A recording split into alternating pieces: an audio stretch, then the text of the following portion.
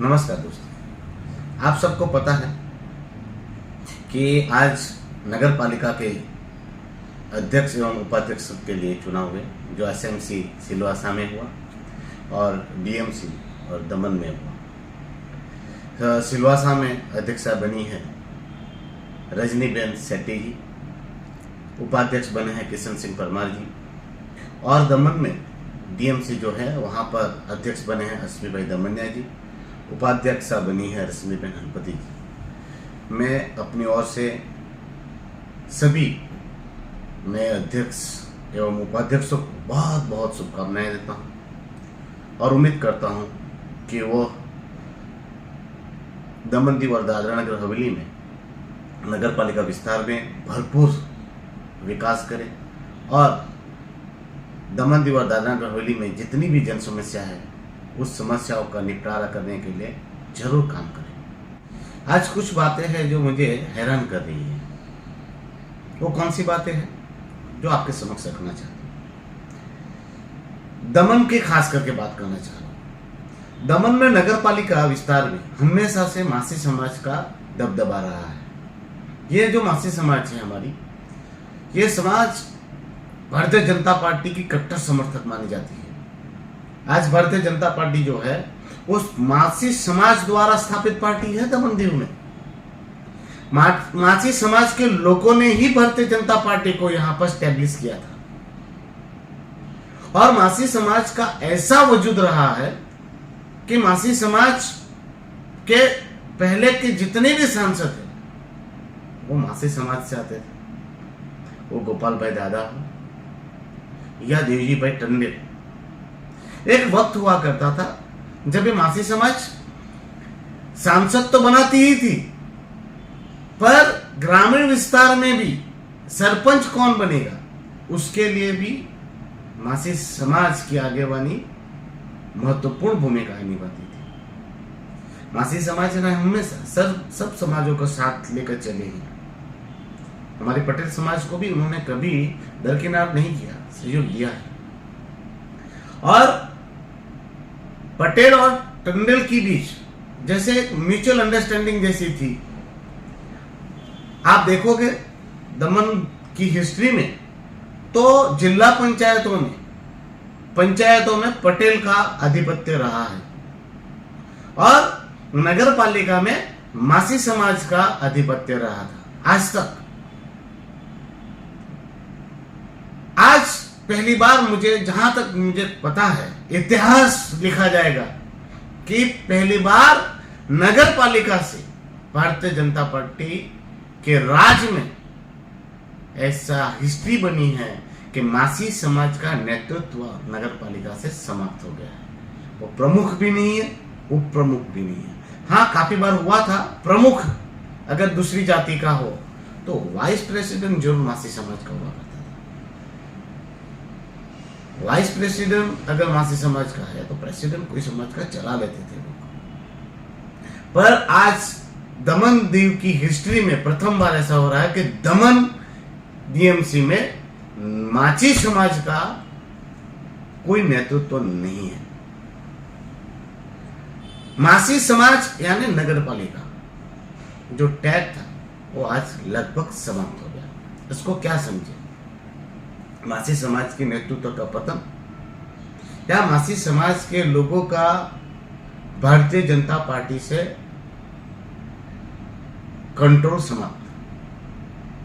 जो समाज ने जिस पार्टी को खड़ा किया आज वही समाज को उस पार्टी ने लात मार दी। ये मानना है ना? क्यों मासी समाज के पास कोई ऐसा नेतृत्व करने और क्षमता वाला आदमी नहीं था? आज इतने अच्छे अच्छे युवा हैं उनके पास, फिर भी उनको दरकिनार किया गया।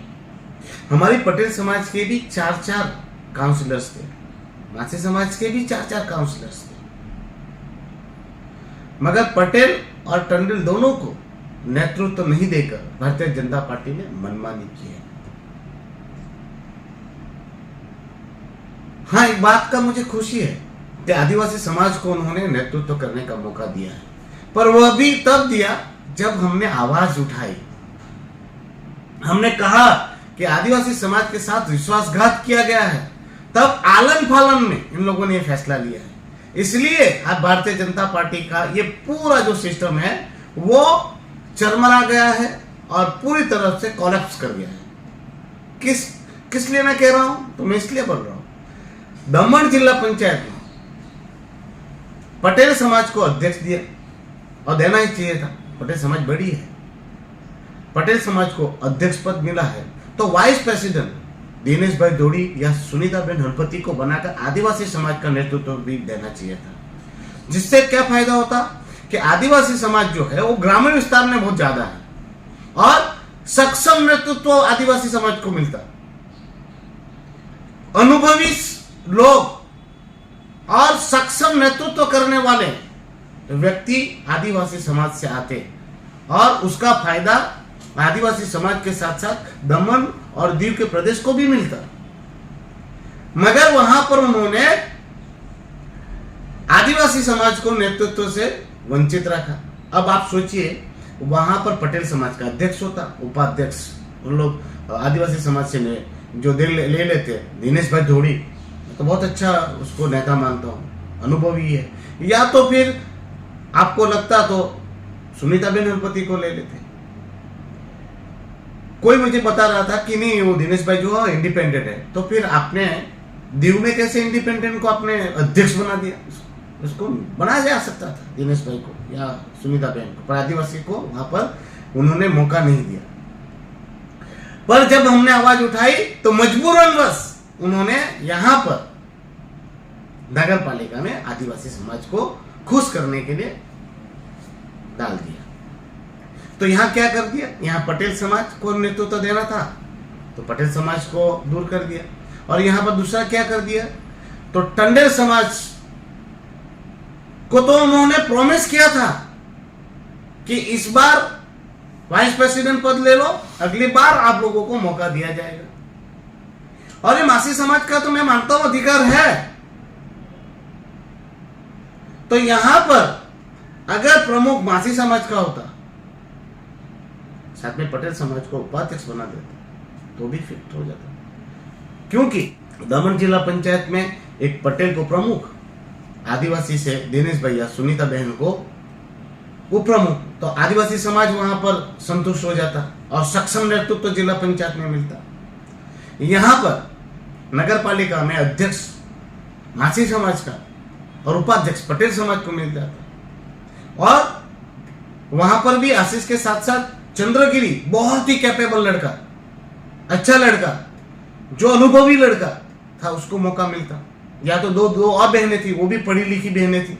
अगर आपको महिला को बनाना था अध्यक्ष, तो वहां पर आप सभी को संतुष्ट भी कर लेते और सक्षम नेतृत्व भी मिलता।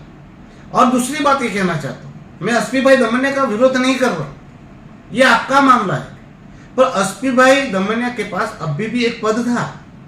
वो भारतीय जनता पार्टी के जिला प्रमुख थे दमन क्षेत्र के। तो आपकी पार्टी भारतीय जनता पार्टी ही कहती है एक व्यक्ति एक पद, तो फिर एसपी भाई के लिए ये क्राइटेरिया अलग क्यों? उनके पास जिला अध्यक्ष भी है और नगर पालिका का अध्यक्ष पद भी। तो भारतीय जनता पार्टी जो है, मुझे किसी ने बताया कि अभी जो है वो पदों की जो बंटवारे है वो मनी भाई के नाम पे चल रही है। तो क्या पैसा बोला है? क्या पैसा बोलता है? तो दो चार बातें मुझे पैसा बोलता है उसकी बातें इस इलेक्शन में देखने को मिली। कैसे वो बताना चाहता हूं। चुनाव 26 तारीख को था, पहले से डिसाइड। दमन दीव में आमतौर पर चुनाव जब भी होते हैं तो एक तारीख डिसाइड होती है, उसी दिन फॉर्म भरे जाते हैं, उसी दिन फॉर्म स्क्रूटनी होती है, उसी दिन फॉर्म खींचे जाते हैं, वही दिन चुनाव अगर करने की जरूरत होती है चुनाव होता है। पर पहली बार ये हुआ कि दमन कलेक्टर के यहां से एक पत्र आता है 3 साढ़े 3 बजे सारे काउंसिलर को, और उस पत्र के साथ एक नॉमिनेशन फॉर्म दोनों प्रेसिडेंट वाइस प्रेसिडेंट का होता है और बोला जाता है कि आया आपका फॉर्म है। कहा भी नहीं जाता कि भरना है। 3:30 बजे तक तो ये सबको बांटा जाता है और 5 बजे तक वो फॉर्म भरने की समय सीमा की जाती है। अब मुझे बताओ कि कोई काउंसिलर अगर बाहर गया हो प्रदेश के तो कैसे आके फॉर्म भरेगा? पर एक षड्यंत्र नहीं है तो क्या है? 2 ही घंटे। और तारीख उसमें जो नोटिस में मारी थी वो 24 तारीख थी, तो 24 तारीख से कलेक्टर क्या नींद में था? कि चुनाव के 1 घंटे पहले, 1.5 घंटे पहले आपने वो कागज, आपको नोटिस आपने भिजवा दी। हाँ? पर बोले तो क्या बोले। और ये पूरी चुनाव प्रक्रिया जो है असंवैधानिक है, असंवैधानिक, मैं तो मानता हूं असंवैधानिक है। दमन नगर पालिका का जो अमेंडमेंट है, जो रूल्स रेगुलेशन है, वो 1995 में बना था, उसको अडॉप्टेड किया गया। अब उसको अमेंडमेंट किया गया 2004 में, फिर उसका अमेंडमेंट हुआ 2018 में। 2018 का जो हुआ वो सिलवासा के लिए एप्लीकेबल था, दमन के लिए नहीं था। मगर दमन दीव और दादरा नगर हवेली जब मर्ज हुए तो 2022 में एक नया रूल्स रेगुलेशन फ्रेम कर दिया गया, और उसमें सेक्शन 44(1)(a) में लिखा गया कि भाई इनका टेन्योर जो है वो 2.5 साल का रहेगा। और 54(1)(b) उसमें लिखा गया कि भाई सेकंड टर्म जो होगी वो महिलाओं के लिए आरक्षित की जाती है। तो मुझे कलेक्टर को पूछना है कि आपने कौन से अमेंडमेंट के हिसाब से, कौन से रूल्स और रेगुलेशन के हिसाब से आपने चुनाव प्रक्रिया करवाई, बताइए। अगर आपने 2022 के हिसाब से कराई, 2.5 साल का कैसे वो लगा? और कलम 54 सेक्शन 54(a)(1)(a) लगती है, तो फिर 54(b) क्यों नहीं लगी? उसमें क्यों नहीं महिलाओं को आरक्षित रखा गया? और दादरा नगर हवेली में महिला के लिए, यहां पर महिला नहीं है, ये क्या है झमेला? तो ये जो है पूरा फर्जीवाड़ा किया गया मुझे लगता है। और मैं तो सौरभ मिश्रा जी से पूछना चाहता हूं कि एक काम करो, आप लोग दमन दीव के जितने अधिकारी हैं वो ये भारत सरकार का टैग निकाल दो, भारतीय जनता पार्टी का टैग लगा दो।